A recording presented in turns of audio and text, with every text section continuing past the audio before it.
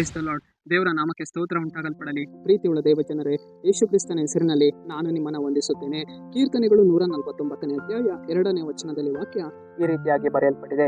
ಇಸ್ರಾಯೇಲರು ತಮ್ಮ ಸೃಷ್ಟಿಕರ್ತನಲ್ಲಿ ಹೆಚ್ಚಳ ಪಡಲಿ, ಚಿಯೋನಿನವರು ತಮ್ಮ ರಾಜನಲ್ಲಿ ಹರ್ಷಿಸಲಿ ಎಂದು ವಚನ ಬರೆಯಲ್ಪಟ್ಟಿದೆ. ಅಂದರೆ ಪ್ರೀತಿಯುಳ್ಳ ದೇವಜನರೇ, ಕರ್ತನಲ್ಲಿ ನಾವು ಇವತ್ತು ಏನ್ ಮಾಡಬೇಕು? ಹೆಚ್ಚಳವನ್ನ ಪಡಬೇಕು. ನಮ್ಮ ರಾಜ್ಯನಲ್ಲಿ ನಾವು ಇವತ್ತು ಹರ್ಷಿಸಬೇಕು. ನಮ್ಮ ದೇವರನ್ನು ನಾವು ಯಾವಾಗಲೂ ನಾವೇನ್ ಮಾಡಬೇಕು? ಸ್ತುತಿ ಪದಗಳಿಂದ ನಮ್ಮ ದೇವರನ್ನ ಸ್ತೋತ್ರ ಸಲ್ಲಿಸಬೇಕು. ನಮ್ಮ ದೇವರಲ್ಲಿ ನಾವು ಇವತ್ತೇನಾಗಿರಬೇಕು? ಸಂತೋಷವುಳ್ಳವರಾಗಿರಬೇಕು. ನಾವು ಇವತ್ತು ಲೋಕದ ಕಾರ್ಯಗಳಲ್ಲಿ ನಾವು ಹೆಚ್ಚಳ ಪಡದೆ ನಮ್ಮ ದೇವರ ಕಾರ್ಯಗಳಲ್ಲಿ ನಾವು ಇವತ್ತು ಏನ್ ಮಾಡಬೇಕು? ಹೆಚ್ಚಳ ಪಡಬೇಕು.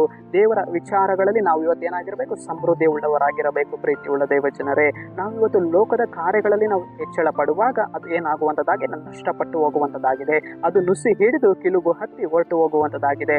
ಆದರೆ ನಾವು ದೇವರ ಕಾರ್ಯಗಳಲ್ಲಿ ಹೆಚ್ಚಳ ಪಡುವಾಗ, ಕರ್ತರಲ್ಲಿ ನಾವು ಇವತ್ತು ಸಂತೋಷ ಪಡುವಾಗ, ದೇವರು ನಮಗೇನ್ ಮಾಡುವವರಾಗಿದ್ದಾರೆ? ಕೈ ಹಿಡಿದು ನಡೆಸುವವರಾಗಿದ್ದಾರೆ. ಪ್ರೀತಿಯುಳ್ಳ ದೇವಜನರೇ, ನಾವು ಇವತ್ತು ದೇವರ ಕಾರ್ಯಗಳಲ್ಲಿ ಹೆಚ್ಚಳ ಪಡಬೇಕು. ಲೋಕದ ಕಾರ್ಯಗಳಲ್ಲಿ ಸಂತೋಷಿಸದೆ ಕರ್ತನ ಕಾರ್ಯಗಳಲ್ಲಿ ನಾವು ಸಂತೋಷಿಸುವಾಗ ದೇವರು ನಮಗೆ ಒಂದು ದೊಡ್ಡ ಅಭಿವೃದ್ಧಿಯನ್ನು ಕೊಂಡು ಬರುವವರಾಗಿದ್ದಾರೆ.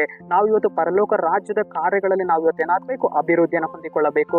ಲೋಕದ ಕಾರ್ಯಗಳಲ್ಲಿ ನಾವು ಎಷ್ಟು ಗಮನವನ್ನು ಕೊಡದೆ ನಾವು ಪರಲೋಕ ಕಾರ್ಯಗಳಲ್ಲಿ ನಾವು ಹೆಚ್ಚಾದ ಗಮನವನ್ನು ಕೊಡುವಾಗ ದೇವರು ನಮ್ಮನ್ನ ಉತ್ತಮವಾಗಿ ನಡೆಸುವವರಾಗಿದ್ದಾರೆ. ಸರಿ, ನಾವು ಪ್ರಾರ್ಥಿಸೋಣ. ಅಪ್ಪ ಕರ್ತನೆ, ನಿಮಗೆ ಸ್ತೋತ್ರ ಅಪ್ಪ. ಈ ವಾಕ್ಯ ಭಾಗ ಸಂದೇಶವನ್ನ ನೋಡ್ತಾ ಇರುವ ಜನಗಳನ್ನು ನೀನು ಮುಟ್ಟು ದೇವರೇ. ಕರ್ತನೆ, ನಾವು ನಿಮ್ಮಲ್ಲಿ ಹರ್ಷಿಸಬೇಕು ಸ್ವಾಮಿ. ನಾವು ನಿಮ್ಮಲ್ಲಿ ಹೆಚ್ಚಳ ಪಡಬೇಕು ದೇವರೇ. ಆ ಹೃದಯವನ್ನು ನಮ್ಮಲ್ಲಿ ಉಂಟು ಮಾಡು ದೇವ. ನಿಮ್ಮ ನಾಮಕ್ಕೆ ಸ್ತೋತ್ರ ಕರ್ತನೆ. ನಜರೇತಿನ ಯೇಸುವಿನ ನಾಮದಲ್ಲಿ ತಂದೆಯೇ, ಆಮೇನ್.